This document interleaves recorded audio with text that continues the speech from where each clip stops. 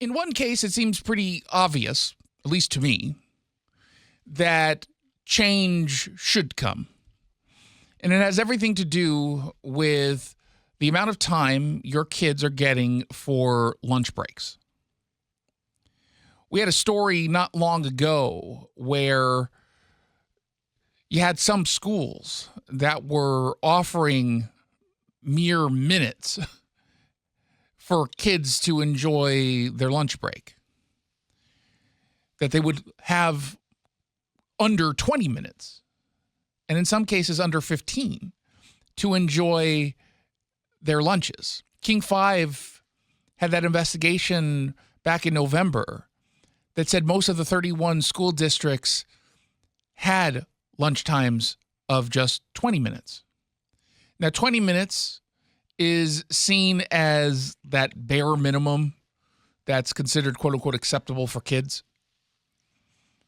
Acceptable for them because kids don't really focus all that much when they don't get breaks, when they're hungry.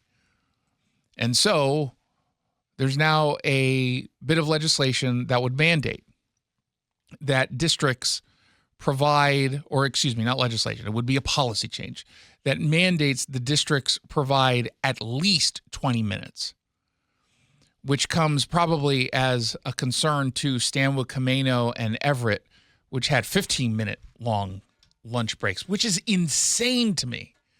That is absolutely insane to me.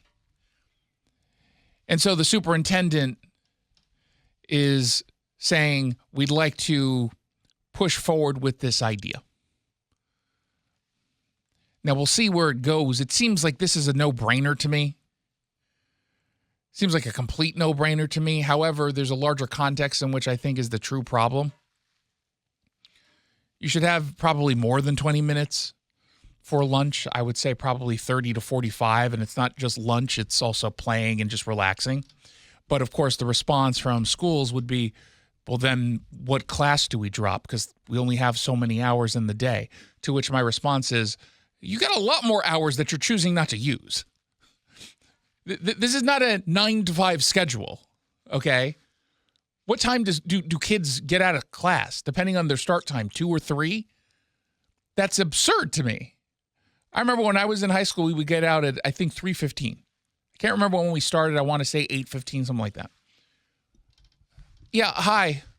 Normal, reasonable person here who doesn't even like kids, but can understand the problem with parents having to drop off and then pick up and try to figure out what to do with kids when they get out of school at 3 o'clock, when work goes usually till 5, sometimes 6. School day should be 9 to 5 or 8:30 to 4:30, whatever it is. It should be a full day, which means you would get out of school from a year's perspective faster than you would now. You'd go into college or go into the real world and get a job sooner than you otherwise would. Just have more breaks throughout the day, because I understand it's difficult to get kids to pay attention for a full day, right? I get it. The younger you are, the more difficult it's going to be.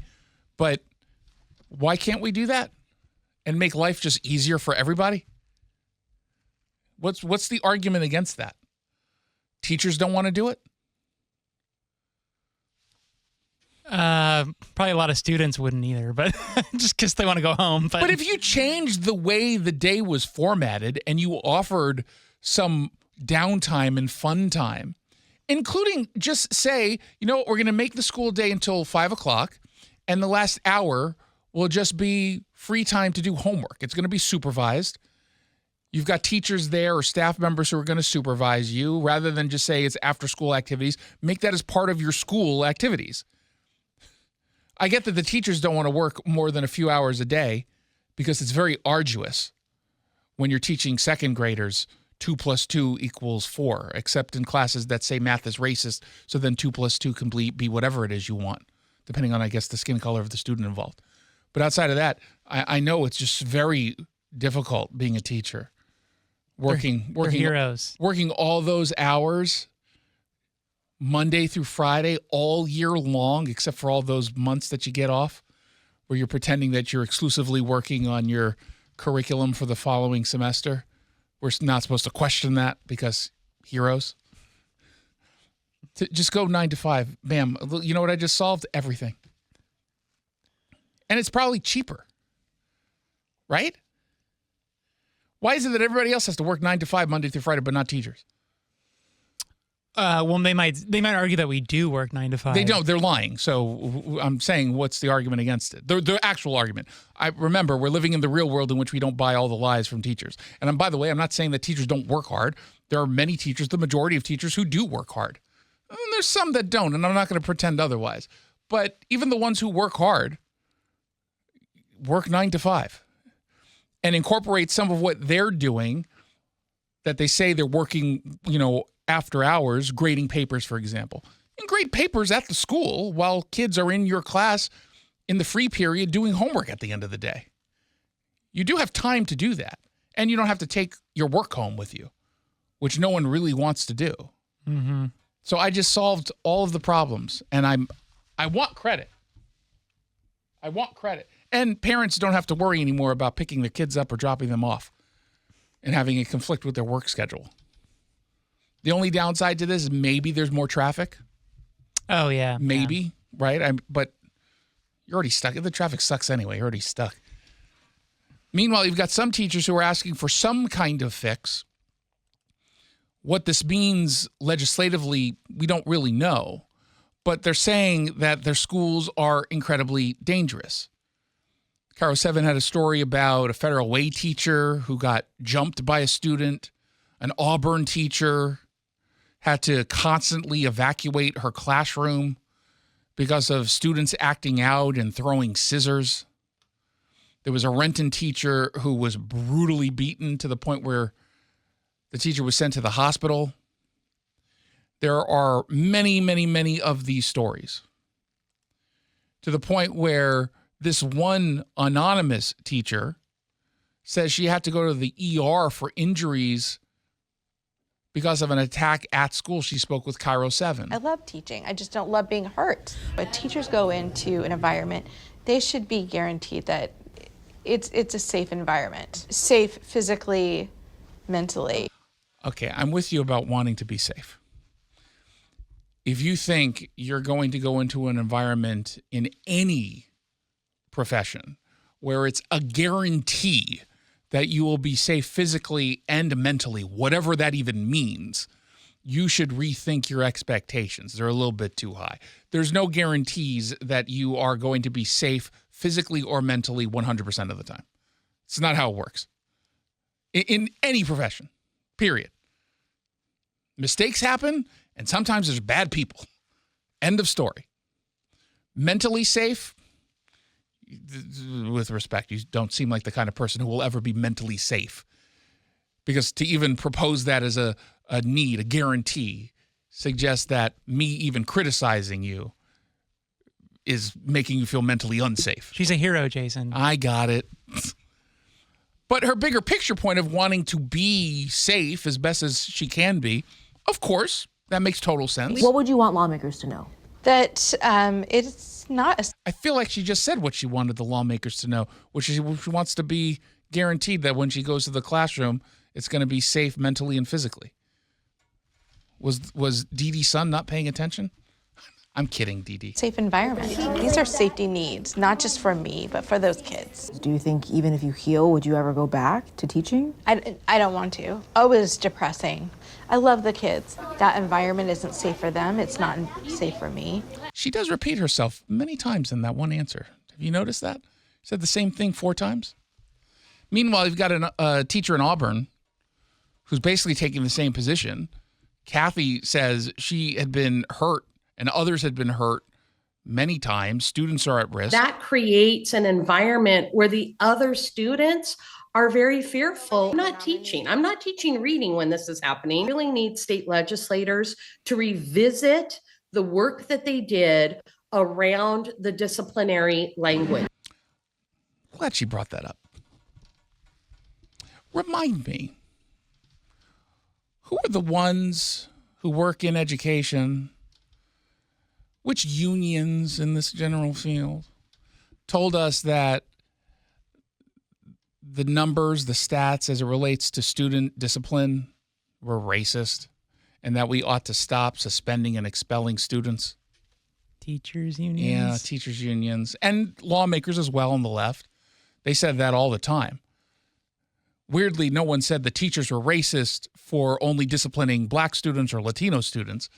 They just ended up saying it was racist, which is just odd. They never wanted to point out who was the racist. And in fairness, the teachers weren't being racist.